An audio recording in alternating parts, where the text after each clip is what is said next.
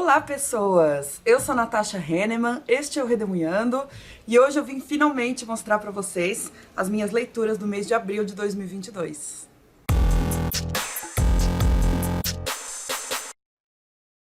Pessoal, tô morrendo de saudade de vocês, de gravar aqui pro canal, mas realmente os últimos 2 meses foram assim... pareceu que foram 6 meses, sabe? Muito pesados de trabalho.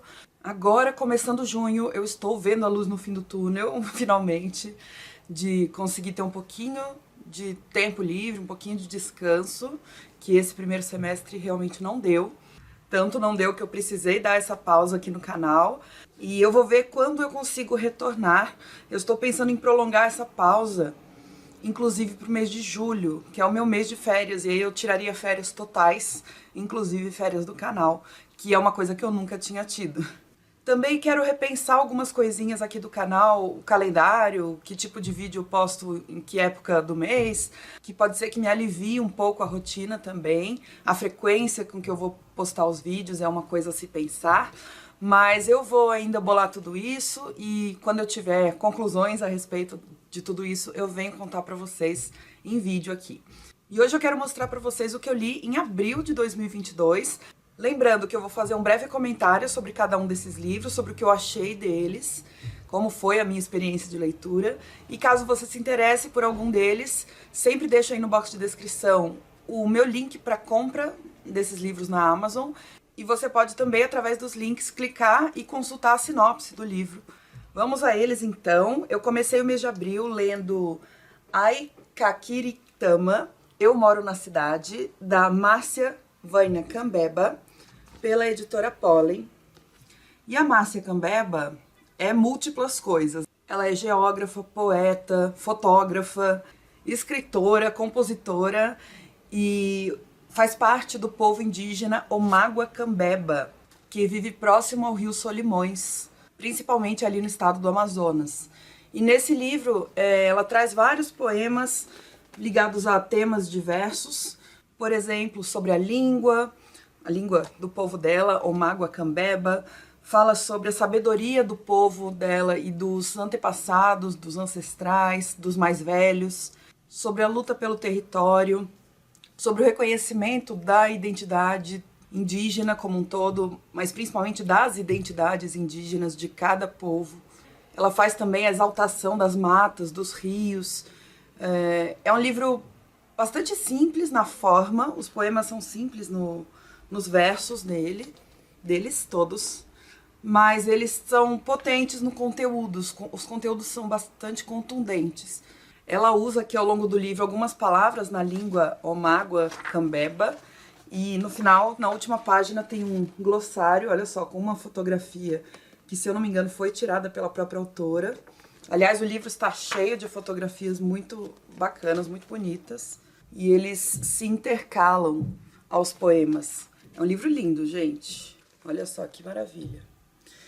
Então é um livro curto, fácil de ler, boa pedida se você estiver procurando ler mais autores e autoras indígenas. Também li em abril Contos Negros, da Ruth Guimarães. Ruth Guimarães, natural do interior de São Paulo, de Cachoeira Paulista, que é perto aqui da minha região, eu sou de São José dos Campos. E esse livro é uma reunião de contos que ela coletou aqui no Vale do Paraíba.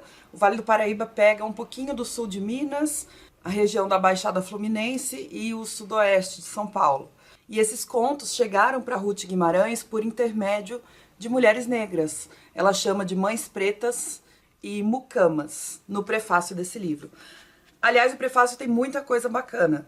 Só antes de eu falar das coisas bacanas do prefácio, ele é bastante datado, porque ele foi escrito na década de 1980.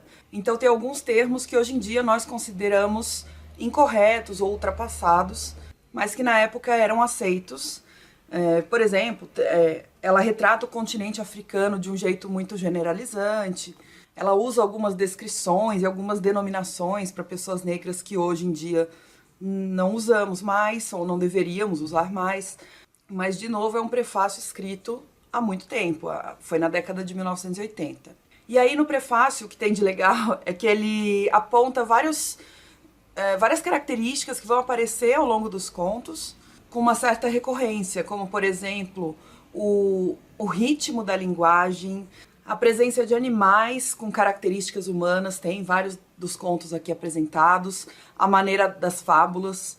E outra coisa muito legal é que ela fala no prefácio sobre... Ela faz uma breve contextualização, bem rapidinha mesmo, para falar o quanto os contadores de histórias eram valorizados no continente africano, em diversas culturas. E aí, quanto aos contos, eles são muito diferentes entre si, embora tenham esses traços em comum. Aliás, contemplem este livro maravilhoso. Nem falei a editora. A edição é da Faro Editorial. E olha só que lindeza de livro. Ele é muito bem feitinho, tem esse tom laranja dentro.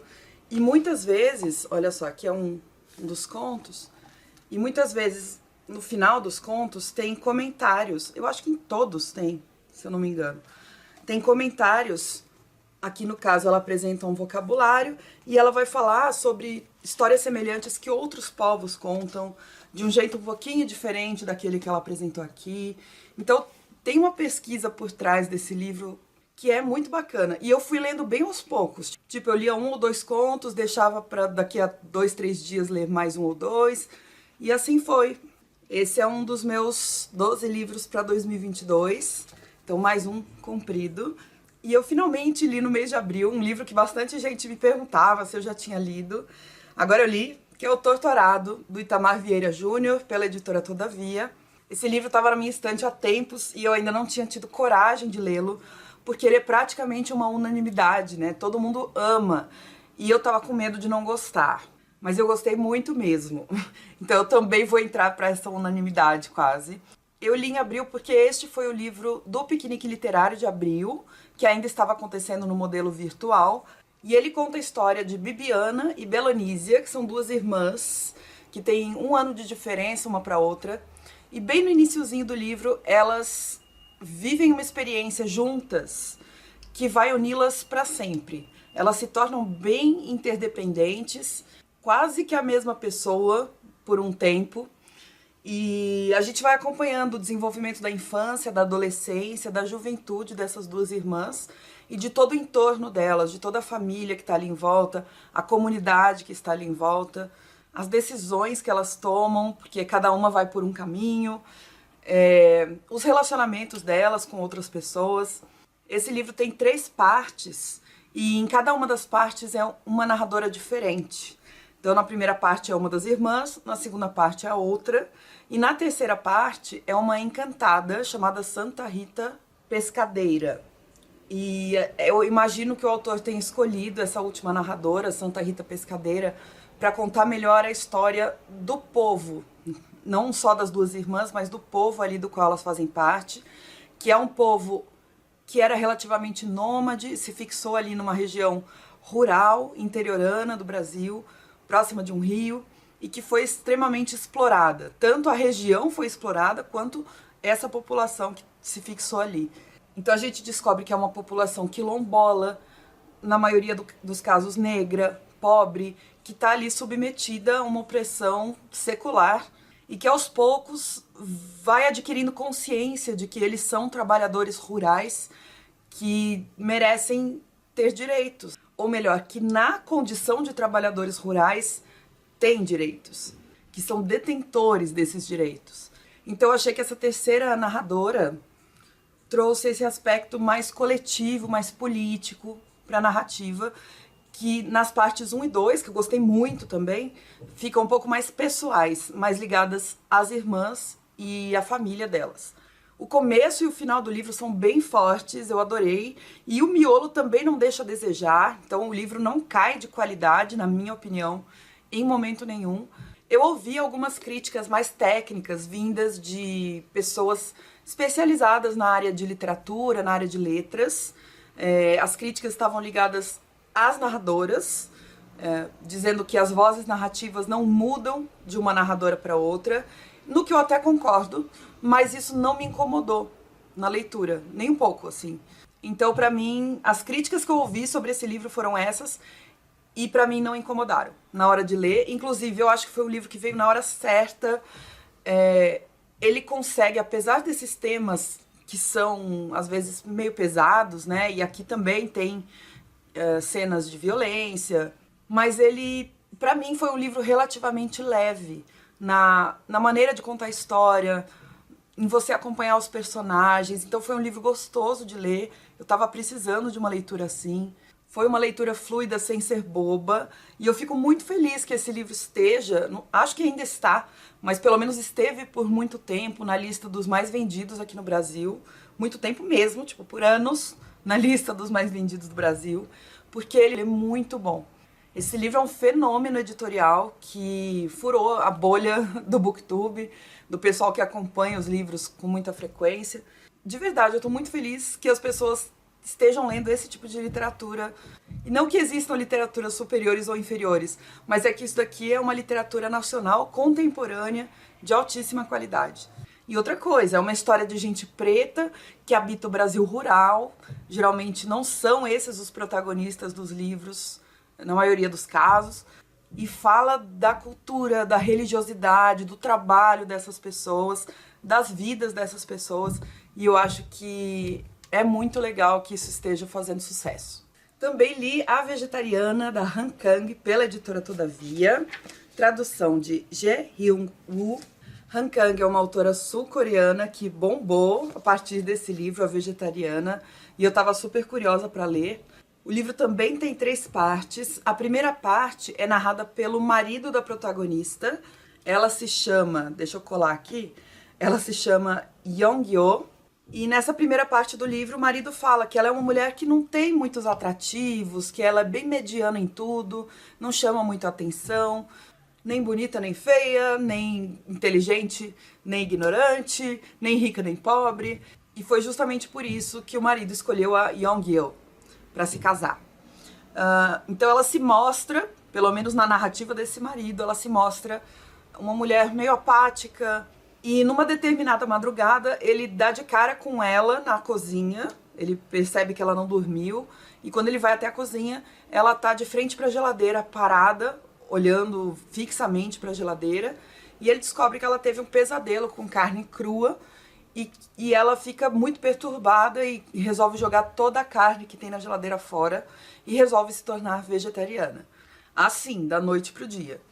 E isso vai gerar uma série de transtornos para ele, porque ela passa a não fazer o trabalho doméstico, que são repetitivos e muito difíceis de serem feitos o tempo todo, né? Acabam sendo um pouco negligenciados por ela e ele não faz. E além disso, ela para de se cuidar, entre aspas. Ele fala que ela não se penteia mais, que ela emagreceu muito, muito a partir do momento que ela parou de comer carne, que ela não faz mais sexo com ele, e ela adquire esse ar permanentemente atordoado e um pouco ausente. E aí é óbvio que ele começa a taxá-la de louca, irresponsável, egoísta, irracional e assim por diante. E isso começa a se expandir, então não fica só entre ela e o marido. O marido leva ela para um jantar com os colegas de trabalho dele, e quando descobrem que ela resolveu virar vegetariana, eles começam a julgá-la e a emitir as suas opiniões não pedidas. As coisas vão ficando mais tensas, a família dela se envolve, os pais dela, os irmãos dela, cunhados, também tem atitudes bem agressivas em relação a essa decisão que ela tomou de se tornar vegetariana, e o comportamento dela é extremamente criticado. A segunda parte do livro vai ser o cunhado dela que conta a história. Então ele é casado com a irmã dessa nossa protagonista e se passa 2 anos depois desses incidentes todos em que ela resolve se tornar vegetariana e é criticada por isso. Ela continua nesse processo todo e o cunhado se sente muito atraído por ela. Ele é um artista e ele vai se aproveitar disso. Não vou contar muita coisa. Na terceira parte, quem narra é a irmã da protagonista. Também não vou falar muita coisa para não dar spoiler. A linguagem do livro é bem direta, tranquila de ler, é cheia de diálogos. E o livro me pegou de cara, assim, eu não precisei me esforçar para continuar a leitura. Eu queria continuar a leitura, naturalmente. Desde o início eu fiquei interessada, mas eu gostei mais da primeira parte, depois da segunda e por último da terceira parte. eu achei que o livro foi perdendo um pouquinho a força. Ainda assim, eu reconheço a importância das 3 partes do livro, eu acho que as 3 são necessárias.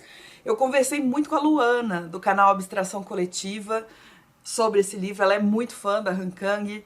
E a Luana é maravilhosa, né? Toda vez que a gente ouve ela falar sobre um livro, a gente quer ler e a gente quer discutir mais. Ela traz alguns pontos que às vezes não tínhamos pensado. E teve 2 pontos que eu acho que nós duas notamos e destacamos aqui no livro. O primeiro são os narradores, como vocês puderam ver, também foi um ponto importante para mim. Tanto que eu acho que eles fazem toda a diferença aqui na construção da protagonista, na construção da história, mas principalmente de a gente montar uma imagem sobre essa protagonista na nossa cabeça. Isso é extremamente influenciado, totalmente influenciado pelos narradores. E a segunda é o corpo da protagonista. A maneira como ela tenta se afastar do mundo e se transformar em outra coisa, provavelmente como forma de resistência a essas agressões todas que ela sofre. Então é um livro que eu achei muito bom. Ele é forte, então ele pode ser perturbador para algumas pessoas. E eu já ouvi gente que leu e falou, olha, para mim foi meio forte demais. Para mim não foi, eu achei um livro forte, mas bom e bem suportável também. Mas fica o aviso que aqui no livro são narradas violências diversas, distúrbios mentais e maus tratos contra animais. Então, se você não gosta de ler sobre alguma dessas coisas, este talvez não seja o livro para você. Mas é um livro que, na minha leitura, foi muito interessante. E, finalmente, em abril, eu também li Sede, de Amélie Nothomb, pela editora Tusquets. A tradução é de Gisela Bergonzoni. E esse livro é narrado por Jesus de Nazaré. Jesus nos conta sobre os seus últimos momentos. Então, ele está numa prisão esperando o seu suplício todo até a cruz. E enquanto ele está na prisão, ele vai relembrando momentos da vida dele, que foram momentos-chave. Então, a relação dele com os apóstolos, ele lembra dos pais, Maria e José, ele lembra das bodas de Canaã, onde ele fez o primeiro milagre, a traição de Judas, e ele vai revivendo e contando pra gente todos esses sentimentos e sensações. E aí, quando acaba esse tempo dele na prisão, ele vai narrando em tempo real, né, no presente mesmo, o suplício dele, o sofrimento todo em direção ao Monte Gólgota e à crucificação. Eu costumo amar esse tipo de livro que pega personagens sagrados e joga uma luz mais humana neles, né? Humana no sentido de ter defeitos e também qualidades, é claro. Mas eu não gostei tanto assim desse livro. Eu adorei a ideia dele, mas eu achei a execução muito morninha.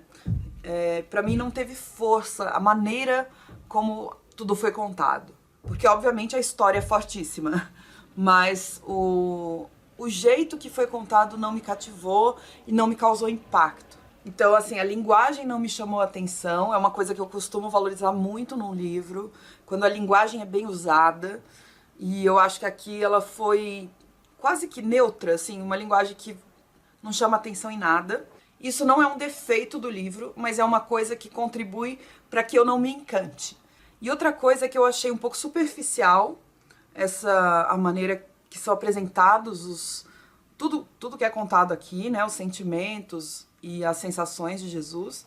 E é um livro que tem anacronismos, que a autora tenta justificar a partir da onisciência, uma suposta onisciência de Jesus, porque ele também é Deus, então ele saberia um pouco do futuro. Então ele usa palavras que só vão existir no futuro porque ele tem esse conhecimento de que elas vão existir. Mas eu não gostei dessa justificativa, eu não comprei essa justificativa. Então, de uma forma geral, eu gostei tanto da premissa desse livro, mas eu achei a execução muito, muito fraca. E no mês de abril foi isso. Espero que vocês tenham gostado. Tô com saudade de conversar com vocês, então deixa um comentário pra mim, por favor. Me conta como vocês estão, se o trabalho tá puxado, como aqui. Se vocês têm lido alguma coisa boa e se vocês já leram algum desses que eu mostrei. Muito obrigada pela companhia sempre. A gente vai se falando nos comentários. Não esquece de deixar um joinha pra mim, que ajuda muito. E a gente se vê nos próximos vídeos. Um beijo. Tchau.